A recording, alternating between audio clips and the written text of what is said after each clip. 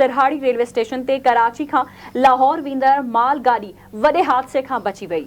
माल गाड़ी जे 5 नंबर बोगीअ खे बाहि लगी वई। समूरो सामान सड़ी वियो आहे, जॾहिं त बाहि वारे वाक़े खां पोइ माल गाड़ी जी हिक बोगी खे इंजण खां धार करे वधीक नुक़सान थियण खां बचायो वियो आहे। अहम ख़बर खां मां आगाह कयूं पिया। सिरहाड़ी रेलवे स्टेशन ते कराची खां लाहौर वेंदड़ माल गाड़ी वॾे हादसे खां बची वई आहे। माल गाड़ी जे 5 नंबर बोगी खे बाहि लगी वई। समूरो सामान सड़ी वियो।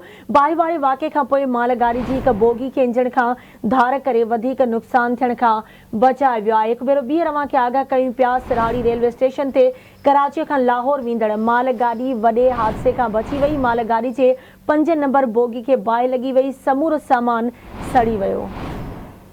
तफ़सील ॿुधाइण लाइ असां सां लाइन ते मौजूद आहे सिरहाड़ी मां आवाज़ न्यूज़ रिपोर्टर अल्ताफ़ हुसैन बंगवार।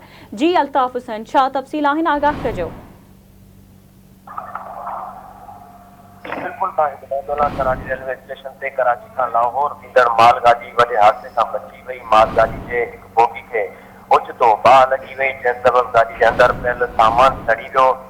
माल गाड़ी जे हिक बोगी खे इंजण खां धार करे वधीक नुक़सान थियण खां बचायो वियो आहे। लॻल बाहि ते कंट्रोल करण लाइ इंतज़ामिया पारां फौरी तौर फायर ब्रिगेड अमले खे इतला कयो वियो, जंहिं ते फायर ब्रिगेड अमलो पहुची बाहि खे विसण जी कोशिश में रुधल आहे। गाड़ी जे लॻल बोगी खे बाहि जो कारण मालूम न थी सघियो आहे। रेलवे इंतज़ामिया मूजिबि माल गाड़ी कराची खां लाहौर वञी रहियो हुई, जंहिं सबब बोगी नंबर 5 खे बाहि लगी वई। जी ठीकु आहे, मुंहिंजी महिरबानी अल्ताफ़ हुसैन अपडेट करण लाइ।